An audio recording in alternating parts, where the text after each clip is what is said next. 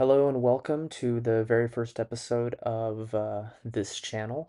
I'm not really too sure what I'm doing right now, so please bear with me if it's a little bit awkward at first, but I promise eventually I'll get the hang of it. So with that being said, today's episode is about Mexico and geopolitics. Basically, that's the only real way I can describe this episode because I'm not really too sure what the long-term format of this type of content is going to be.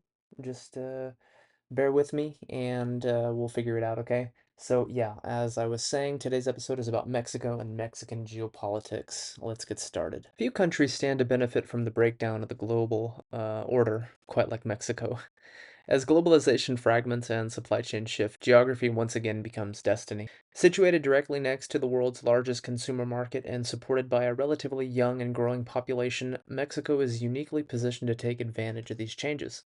It may not emerge as a global superpower in the traditional sense, but it doesn't necessarily need to. Instead, Mexico's strength may lie in its ability to ride out the turbulence of the coming decades, positioning itself as a critical industrial and economic partner in an increasingly unstable world. Any geopolitical analysis of Mexico has to begin with geography.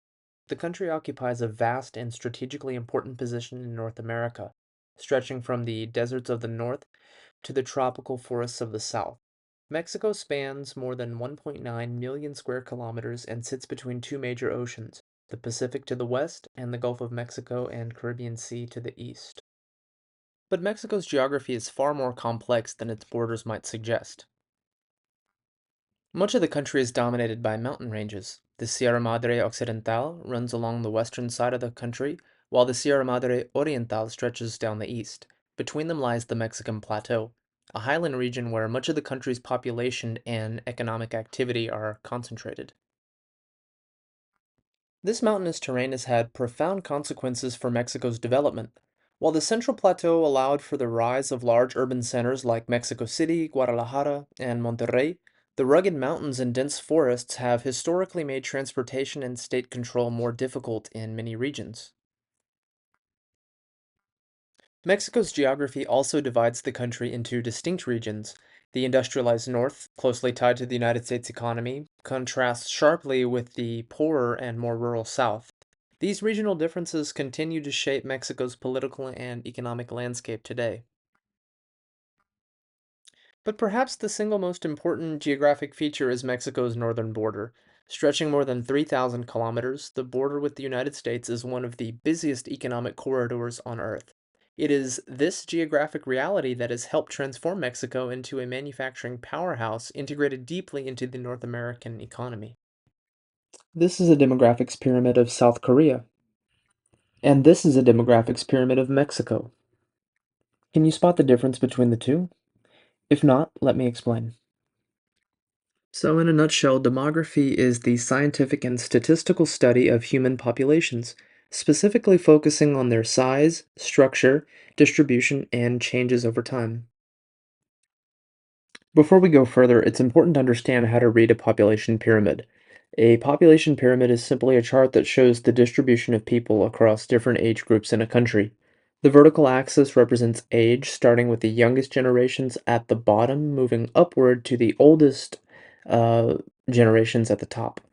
The horizontal axis represents the number of people in each age group. Typically, males are shown on the left side and females on the right. Each horizontal bar represents a generation, showing how large or small that age group is compared to the rest of the population. But what really matters is the shape of the pyramid. If the base of the pyramid is very wide, it means a country has many young people and its population is likely growing quickly. If the middle of the pyramid is the widest section, it means a large share of the population is in their working years, which often creates strong economic potential. And if the top of the pyramid is large, it means the population is aging, with more elderly citizens relative to younger generations. By looking at the shape of the pyramid, you can quickly understand whether a country is growing, aging, or somewhere in between. When we look at South Korea's population pyramid, one thing becomes immediately clear. The base of the pyramid is very narrow. This means relatively few children are being born today. Meanwhile, the middle of the pyramid is much wider, showing that a large portion of the population is currently in their working age years. and at the top of the pyramid the bar begins to widen again, reflecting a rapidly growing elderly population. In simple terms, South Korea is a country that is aging very quickly. Fewer young people are entering the population, while the number of older citizens continues to grow. Over time, this creates significant economic pressure as a shrinking workforce must support a larger retired population. Now compare that with Mexico. At first glance, Mexico's population pyramid looks very different from South Korea's. Instead of a narrow base, the lower portion of the pyramid is still relatively wide. This means Mexico continues to produce a steady flow of younger generations entering the population. The middle of the pyramid is also large, representing a growing working age population. In demographic terms, this is the phase economists call the demographic dividend, when a country has a large share of people in their most economically productive years. But the top of the pyramid remains relatively small compared to countries like South Korea. Mexico just simply does not yet have the same proportion of elderly citizens. In other words, while countries like South Korea are beginning to face the challenges of a rapidly aging population, Mexico still has a large and expanding workforce. Now, as you can see here, this is an almost perfect demographic dividend. I mean, it really almost 100%. This is like the golden ratio. This happens when a country has a large share of its population in the working age range, typically between 15 and 64, while the number of dependents remains relatively small. In simple terms, more people are working, producing, building the economy, right, than there are people relying on it. And right now, Mexico is in the middle of that moment. Today, roughly two-thirds of Mexico's population is of working age. Every year, hundreds of thousands of new workers enter the labor force, and that creates a powerful economic engine, a massive pool of labor that can drive industrial growth, expand manufacturing, and attract foreign investment. But demographic dividends don't last forever. Eventually, populations age, birth rates fall, and the workforce begins to shrink. Countries like Japan and South Korea have already passed that point. Mexico hasn't, which means that right now Mexico is entering one of the most economically powerful phases in a nation's demographic life cycle. But of course, as with everything, there's a catch. Mexico's demographic advantage isn't distributed evenly across the country.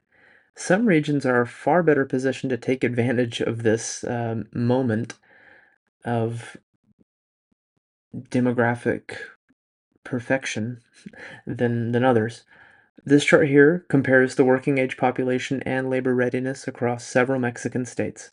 At the top, we see the northern states, places like Nuevo León, Baja California, Chihuahua, and Sonora. These regions have some of the strongest labor readiness scores in the country. They're highly industrialized, closely integrated with the United States economy, and already serve as major manufacturing hubs. And having said that, I'm starting to realize that this video is going to be way longer than what I originally planned. So we're going to end here, but the next episode will be about economy and trade and energy policy, and we'll go more in depth about that.